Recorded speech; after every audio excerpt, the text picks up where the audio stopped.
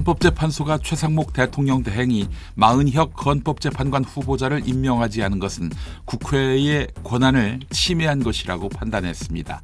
그러나 헌재는 최상목이 마은혁 후보자를 즉시 임명해야 한다는 청구는 법적 근거가 없다며 각하했습니다. 최상목이 헌재 결정을 존중한다라면서도 즉각 임명하진 않겠다는 뜻을 내비쳤습니다. 한편 법조계에선 최상목이 마은혁 후보자를 임명하고 마은혁 후보자가 탄핵 심판에 참여하면 선고가 2주 이상 늦어질 수 있을 가능성이 생긴다고 보고 있습니다. 그러나 윤석열 파면 여부는 기존 8인 체제에서 결론 낼 수 있다는 관측에 무게가 실립니다. 윤석열 부부 공천 개입 의혹 등을 수사하는 명태균 특검법이 국회 본회의를 통과했습니다. 국민의힘은 최상목에게 제2요구권, 즉 거부권 행사를 요청했습니다. 이런 가운데 명태균이 변호인 접견에서 윤석열 부부가 국회의원 선거에서 김영선 외에 다른 여권 인사 공천에도 개입했다고 주장했습니다. 명태균은 오세훈 서울시장을 4차례가 아닌 7차례에 만났고 오세훈 시장 측이 여론조사 조작을 의뢰했다고도 밝혔습니다. 이런 가운데 중앙지검 수사에 응한 명태균은 누구부터 얘기해볼까라면서 여유를 보였다고 합니다.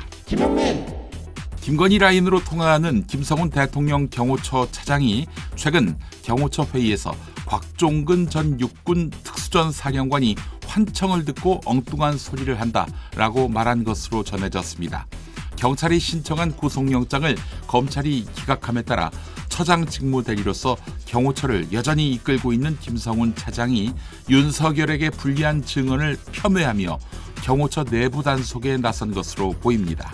민변 측은 김성훈 차장의 발언은 경호처 직원들이 수사기관 등의 진술을 못하게끔 직간접적인 압력을 행사하는 것이라며 증거인멸에 해당하는 사례가 계속 드러나는 것이라고 했습니다. 검찰은 뭐하고 있나요? 복수의 관계자에 따르면 서울 서초경찰서는 30대 L씨를 마약류 관리법 위반 혐의로 불구속 입건해 수사 중입니다. L씨는 지난해 10월 서울 서초구 효령로의 한 건물 화단에서 액상 대마 5g 상당을 확보하려다가 미수에 그친 혐의를 받고 있습니다. L씨는 던지기 방식으로 마약을 샀다고 경찰은 보는데요. 던지기란 마약을 직접 주고받는 대신 미리 주택가 등에 숨겨놓으면 나중에 구매자가 찾아가는 방식의 마약 거래를 말합니다. 이 사람은 국민의힘 실세의원의 아들인데 아들의 입건과 관련해 묻는 중앙일보의 수차례 문자와 전화에 L 의원 아무런 응답을 하지 않았다고 합니다. 경찰 고위직인 경무관과 총경 승진대정자가 발표됐습니다. 명단을 살펴보니 이른바 친윤석열 경찰들이 대거 포함돼 논란이 되고 있습니다. 대통령직 인수위원회를 거쳐 대통령실 행정관으로 근무 중인 박종현 경정이 그러한데요. 최수근 상병 사건 수사 외압에 관여했다는 의혹도 받고 있는 사람입니다. 또한 인천 세관 마약 밀반입 수사 외압 논란에 휩싸인 김찬수 대통령실 행정관은 경무관이 됐고요. 국정감사 증인으로 채택된 김건희에 대한 국회의 동행명령장 집행을 막아선 호욱진 서울 용산 경찰서장도 승진 명단에 포함됐습니다. 경찰 내부에서도 친윤 인사 챙겨주기라는 비판이 나왔습니다.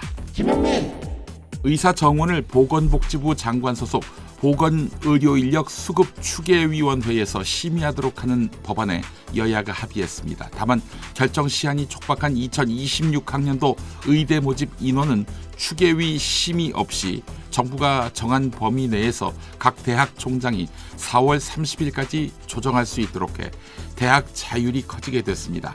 그러나 의료계는 부정적인 반응입니다. 당장 의대 정원 문제도 24, 25학번을 포함한 7천여 명이 어떻게 한 공간에서 공부할지 의견을 달라고 했는데 26년 정원만 먼저 이야기하고 있다라고 지적했습니다. 전공의 의대생 쪽은 아무도 안 돌아간다 이런 반응입니다.